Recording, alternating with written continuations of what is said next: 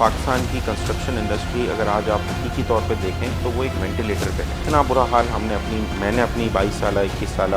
Career में professional life जब से मैंने कंस्ट्रक्शन के काम में कदम रखा, मैंने इतने बुरे हालात कभी नहीं देखे। कोविड जो 2 साल चलता रहा उसकी वजह से ऑलरेडी इंडस्ट्री एक बड़े अताब में गुजरी। जहाँ कोविड की हालात बेहतर हुए तो उसके बाद अभी कुछ माह ही गुजरे थे और ये पॉलिटिकल अनसर्टनिटी ने दोबारा एक कस्टमर सेंटिमेंट को तोड़ दिया। हुकूमत की सतह पे कोई इस चीज़ का अजाला नहीं किया जा रहा कि जब डॉलर या इंटरनेशनल मार्केट में कमोडिटी की प्राइसेस बढ़ती हैं तो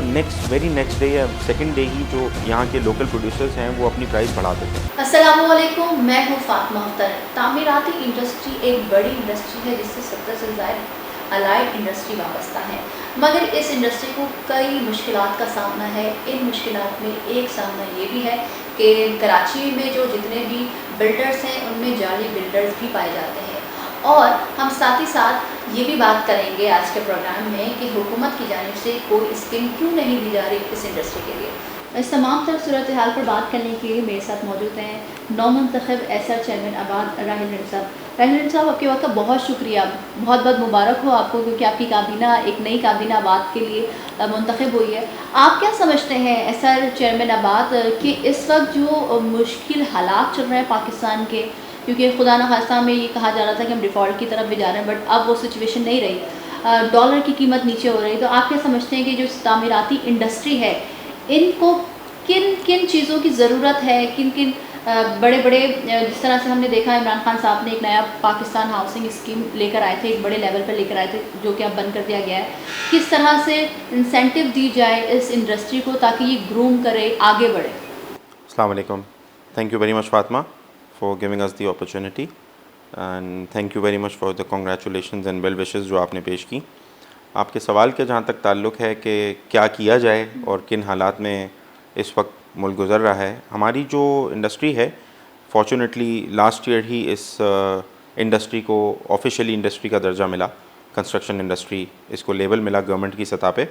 उसके बाद से हमने देखा कि कई फ़वाइद और बेहतरियाँ जो हैं वो आई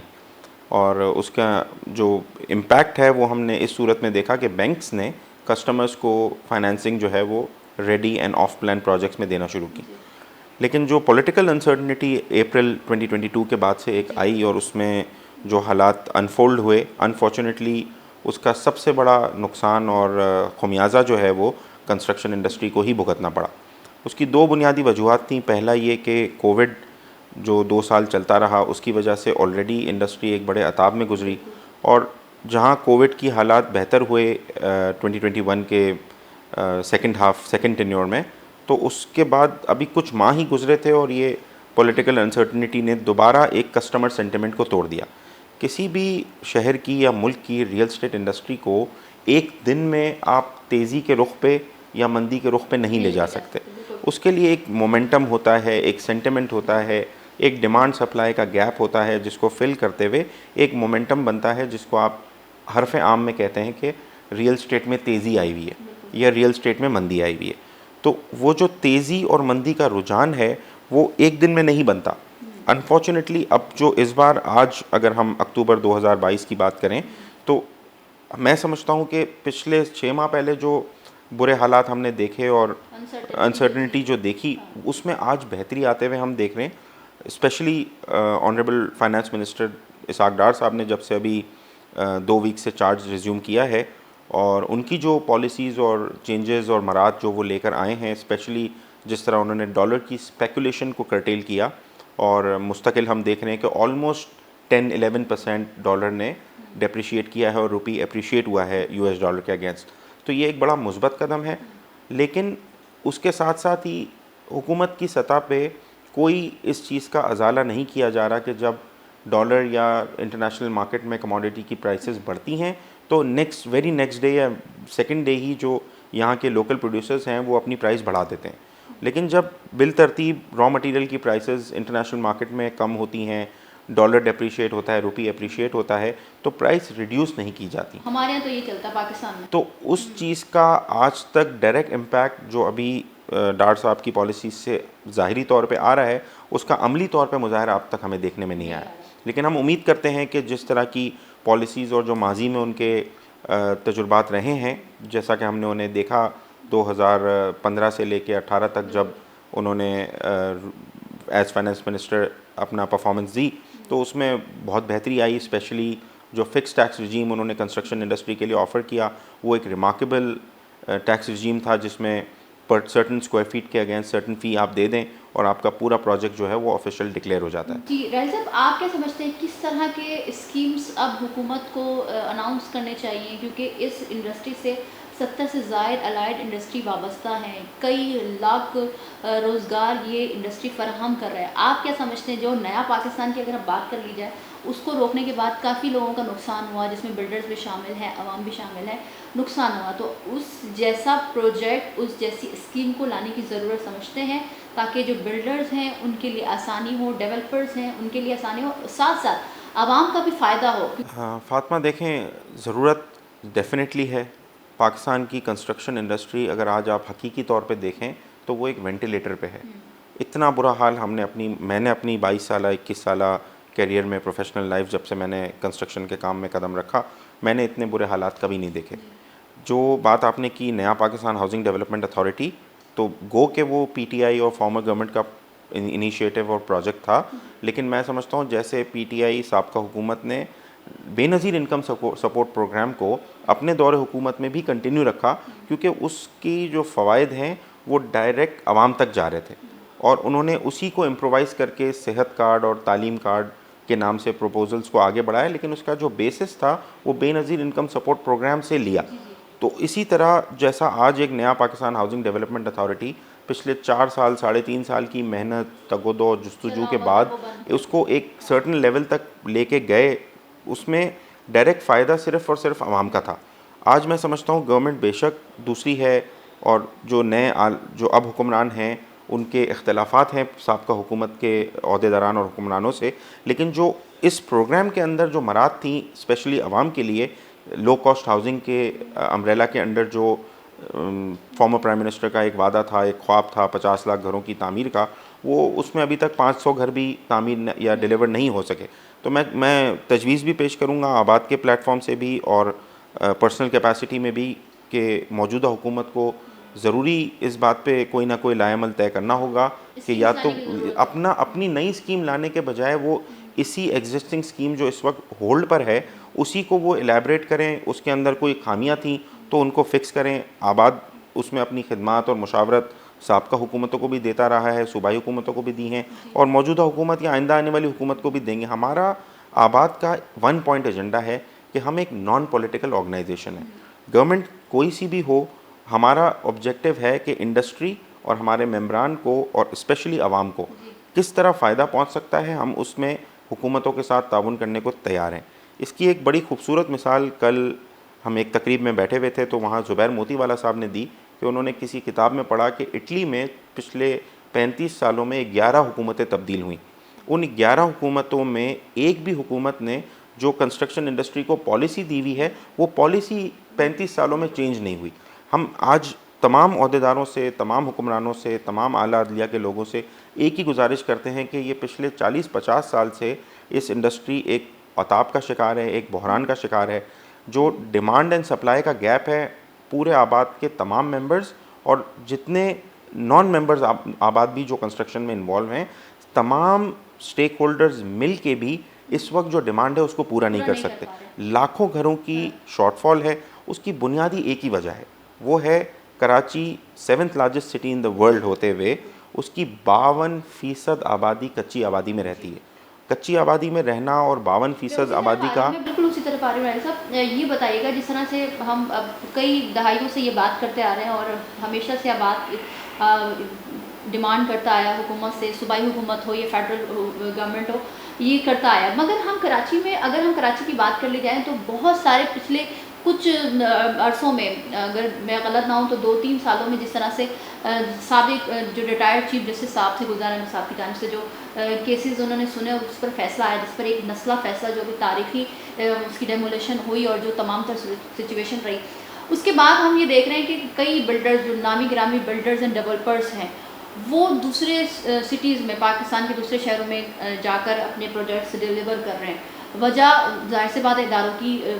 ہے, کیونکہ یہاں پر جس طرح سے ہم بات کرتے ہوئے آ رہے ہیں کہ یہاں پر جب آپ کسی ادارے میں جاتے ہیں ایز ڈی سی او کے ڈی او یا جو بھی ادارہ ہو جو اس انڈسٹری کو پرمیشن دیتا ہے یوٹیلیٹیز بلس وغیرہ یا دیگر جو ادارے ہیں اس پر بات کر رہے ہیں ہم، وہاں پر ایک جو قانون کے تحت لیگلائز پیپرز کی جو پرمیشن ہوتی ہے اس میں بہت بڑا کردار ہے کہ وہ بہت ڈیلے ہوتا ہے. مگر آباد کیا کر رہے ہیں ان ڈیولپرز اور ان بلڈرز کے لیے تاکہ کراچی میں ظاہر سی بات ہے جس طرح سے آپ ذکر کر رہے ہیں کہ کچی آبادی 45% سے زائد ہماری آبادی کچی آبادی پر مشتمل ہے، اگر وہاں پر بھی گھر بنائے جائیں، وہاں پر بھی بلڈنگز بنائی جائیں، ہاؤسنگ اسکیمز بنائے جائیں تو بہتر زندگی کراچی میں ہو سکتی ہے، کراچی کا انفراسٹرکچر اچھا ہو سکتا ہے. میڈم آباد جو ہے وہ ہر سطح پہ اپنی جو آواز ہے اس کو پہنچاتا ہے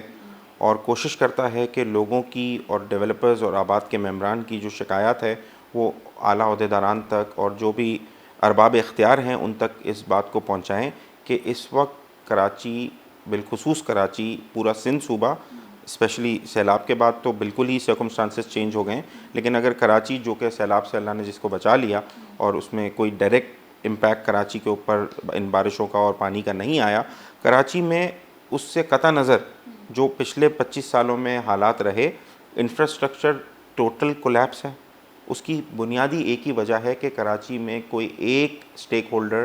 اس چیز کو اون نہیں کرتا کہ یہ میری ذمہ داری ہے. آپ ڈی ایم سی سب سے پہلا ادارہ ہوتا ہے، ڈسٹرکٹ میونسپل کارپوریشن، آپ اس سے انفراسٹرکچر کی بات کریں تو ان کا جواب ہوتا ہے کہ جی یہ روڈ ہماری جورسڈکشن میں نہیں آتا. ہم کہتے ہیں جی کس کی جورسڈکشن میں، وہ کہتے ہیں کے ایم سی کی جورسڈکشن میں. ہم جاتے ہیں کے ایم سی کے پاس، ان سے گزارش کرتے ہیں کہ جی یہ انفراسٹرکچر یہاں پر تباہی کا شکار ہے. کے ایم سی والے کہتے ہیں کہ جی یہ ہماری جورسڈکشن میں نہیں آتا. یہ صوبائی حکومت کے 18ویں ترمیم کے بعد کئی ایسے مسائل تھے جو صوبائی خود مختاری میں چلے گئے، جس میں خاص طور پہ نیا پاکستان میں پچھلی بات جو ہمارا آپ کا سوال تھا، نیا پاکستان ہاؤسنگ ڈیولپمنٹ اتھارٹی کے بھی جو ڈائریکٹ مرات اور فوائد تھے وہ سندھ میں اپلیکیبل نہیں تھے بیکاز آف 18th امینڈمنٹ. گو کہ 18ویں ترمیم بہت سارے اختیارات ڈائریکٹ صوبے کو دیتی ہے اور اس میں جو این ایف سی ایوارڈ ہے وہ فیڈرل سے صوبے کو ملتا ہے، لیکن سملرلی صوبہ اپنا ایوارڈ بلدیاتی نظام میں نہیں منتقل کرتا، کیونکہ یہ اصل میں کام آپ کسی بھی دنیا کے ترقی یافتہ ملک میں چلے جائیں تو کسی ایم این اے یا ایم پی اے کا یہ کام نہیں ہوتا کہ وہ اپنے ایگزسٹنگ کانسٹیٹوئنسی کے علاقے کی سڑک، گٹر یا بجلی کے مسائل کو دیکھے. وہ ان کا کام لیجسلیشن ہے، کانسٹیٹیوشن ہے. یہ کام ہے ذیلی حکومت کا جو کہ ہے بلدیاتی حکومت. بلدیاتی حکومت انفارچونیٹلی یہاں پر کراچی میں اسٹیبلشڈ ہی نہیں ہے. کوئی اگر آپ بلدیاتی ادارے جو اس وقت کام کر رہے ہیں وہ بیوروکریسی کے انڈر کام کر رہے ہیں تو یہ ٹوٹل سسٹم جو ہے اس وقت کولیپس ہے. اس کا جو تجویز آباد مختلف پلیٹ فارمز پہ اور مختلف فورمز پہ پیش کرتا ہے وہ یہ ہے کہ سب سے پہلے کراچی کو ایک کنسنسس کے ساتھ صحیح کنسنسس کے ساتھ ایک گرینڈ ماسٹر پلان کی ضرورت ہے، اور اس کے ساتھ ساتھ اس کی اونرشپ کسی ایک ادارے کے پاس ہو. آپ کراچی کی شارع فیصل پہ ہی اگر ٹریول کریں تو وہ 3 جورسڈکشن سے گزرتا ہے. District east, D M C east کی جورسڈکشن سے آپ گزرتے ہیں، آپ داخل ہوتے ہیں فیصل کنٹونمنٹ بورڈ میں، اور میٹروپول کی طرف آپ جائیں تو کراچی کنٹونمنٹ بورڈ ہے، اور فردر ایئرپورٹ سے آگے جائیں اسی شارع فیصل پہ تو وہ ملیر کنٹونمنٹ بورڈ ہے. تو جب ایک ہی سڑک 4 اداروں کے انڈر آ رہی ہوگی تو کون سا ایک ادارہ اسے کلی طور پہ اون کرے گا؟ آپ دیکھیں گے کہ ایئرپورٹ سے آپ نکلتے ہیں ٹورڈز میٹروپول، کہیں آپ کو اسٹریٹ لائٹس اور بیوٹیفیکیشن بہت خوبصورت نظر آتی ہے اور اچانک وہاں ایک سرٹن سٹیج آتا ہے جہاں بالکل بلیک آؤٹ ہوتا ہے. پھر آپ آگے چلتے ہیں تو جس ڈپارٹمنٹ کے پاس بجٹس اور سرمائے ہوتے ہیں وہ اس کی بیوٹیفیکیشن کر رہے ہیں اور نہیں کر رہے، لیکن اس کا بنیادی پرابلم ہی یہی ہے کہ کوئی ایک ادارہ کوئی ایک ایشو کو اون نہیں کرتا. تو ہم ہر پلیٹ فارم پہ، ہر سطح پہ ایک ہی آواز بلند کرتے ہیں کہ گرینڈ ماسٹر پلان کراچی کو دیا جائے، اس کے اوپر عمل درآمد کے لیے کوئی ایک مضبوط ادارہ جس کے پاس کامل مکمل اختیارات ہوں اس کو اس کا ذمہ دار ٹھہرایا جائے، تاکہ اگر وہ اس کام کو پائے تکمیل پہ پہنچائیں اور شہریوں کو اس کا فائدہ ملے تو اسی ادارے کو اس کا کریڈٹ دیا جائے، اور خدا نخواستہ وہ اس میں ڈیلیور کرنے میں ناکام رہے تو اسی کو بلیم کیا جائے. ٹھیک ہے راہیل صاحب، آگے بڑھتے ہیں. کراچی میں سب سے بڑا جو سامنا ہے آپ کی انڈسٹری کو، بلڈرز کو، ڈیولپرز کو، وہ ہے جعلی بلڈرز، جو کہ عام فہم میں جو لوگ کہتے ہیں بلڈر مافیا. مگر ایک بلڈر جو کہ کام پورے قانونی طور پہ کر رہا ہے، لیگل طور پہ کر رہا ہے، اور ایک بلڈر جو کہ جعلی ہے، جو کہ صرف پیسے کھلا کر اداروں میں اپنا کام کر رہا ہے. بات ہمیشہ سے ہم دیکھتے آ رہے ہیں کہ یہ ہر پلیٹ فارم پر آواز اٹھا رہا ہے، مگر عملی اقدامات دکھ نہیں رہا. کس طرح سے جعلی بلڈرز کو روکا جائے، کیونکہ نقصان تو آپ لوگوں کا ہے، بے بلڈرز شک اینڈ ڈیولپرز کا. بے شک. آباد دیکھیں کوئی لا انفورسمنٹ ایجنسی تو نہیں ہے، نہ ہی آباد کے پاس وہ اختیارات ہیں جو کسی بھی ایک ادارے کے پاس ہوتے ہیں. ABAD is a non profit non government organisation جو اپنے بلڈرز اینڈ ڈیولپرز اور ان کے الاٹیز اینڈ کلائنٹس کی معاونت اور ان کے شکایات کے ازالے کے لیے اپنا کام کرتا ہے.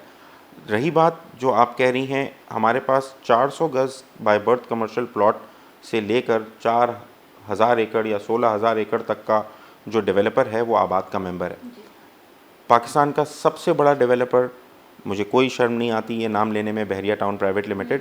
اس وقت معروف ترین ڈیولپر آباد کا ممبر ہے. اسی طرح Emaar Pakistan, H M R Pakistan, A R Y Laguna اور بے شمار میگا پروجیکٹس جو کمپنیز لا رہی ہیں وہ سب کی سب کمپنیز آباد کی ممبر ہیں. اور آباد ان ماسٹر ڈیولپر میگا پروجیکٹ کے ڈیولپرز، بلڈرز اینڈ ڈیولپرز سے لے کے ایک 400 گز کا سنگل گراؤنڈ پلس 4 بنانے والا 15,000 اسکوائر فٹ فقط بلٹ اپ بنانے والا جو ممبر آباد ہے، ہماری نظر میں وہ دونوں ممبران سیم ہیں. جتنی شکایت ایک 400 گز کے کمرشل پروجیکٹ بنانے والے ممبر کو ہوگی اور وہ آباد سے رابطہ کرے گا، یا ایک میگا پروجیکٹ کے جو ڈیولپر ہیں ان کو شکایت ہوگی، ہم دونوں کی پرابلمس کو سملرلی ایڈریس کریں گے. لیکن آپ نے جو سوال کیا کہ جو نان ممبر آباد ہے، جو ان رجسٹرڈ ڈیولپمنٹ کر رہا ہے، جو نان جینوئن بزنس کر رہا ہے، جو نہ ٹیکس پیئر ہے، نہ سسٹم میں ہے، نہ نیٹ اس کی نہ اس کا نیٹ ورک جو ہے وہ کسی سطح پہ رجسٹرڈ ہے، ان کو نہ ہم اون کرتے ہیں، نہ ان کے بارے میں کچھ ہم اختیارات ہیں ہمارے پاس کہ ہم ان کے خلاف کچھ کر سکیں. ہم جو ادارے ہیں ان کو اس چیز کی وقتاً فوقتاً بارہا نشاندہی، جیسے آپ نے خود کہا کہ ہم اس بات کے خلاف آواز اٹھاتے ہیں، کل بھی اٹھا رہے تھے، آج بھی اٹھا رہے ہیں اور آئندہ آنے والے کل بھی اٹھائیں گے، کیونکہ اس کے علاوہ ہم کچھ کر نہیں سکتے. جو ہمارے اختیار میں ہے ہم سمجھتے ہیں ہم 100% ہم وہ کردار ادا کر رہے ہیں. اور آئندہ آنے والے وقتوں میں ہمارے جو بڑوں نے جس طرح ہمیں اپنی ایگزامپل سیٹ کر کے دی ہیں کہ آپ نے حق بات کرنے میں پیچھے نہیں ہٹنا، اور جہاں آپ کا کوئی حق تلف کر رہا ہے آپ نے اس کے خلاف آواز اٹھانی ہے. تو یہی ہمارا 1 پوائنٹ ایجنڈا ہے اور انشاءاللہ اسی پہ کام کریں گے. بہت شکریہ آئلہ. Most welcome. تو جس طرح سے آپ نے ایس آر چیئرمین آباد کی گفتگو سنی، ان کا یہی کہنا تھا کہ ہم نے ہر فورم پہ آواز اٹھائی ہے جعلی بلڈرز کے لیے اور عوام کے لیے ہم کام کر رہے ہیں. اور انہوں نے سندھ حکومت سے مطالبہ کیا کہ کراچی کے انفراسٹرکچر کو بنایا جائے. اگر آپ کو آج کا ہمارا شو پسند آئے تو لائک کریں، کمنٹ کریں، ہمارے چینل کو سبسکرائب کریں. مجھے فاطمہ پر اجازت دیجیے. اللہ حافظ.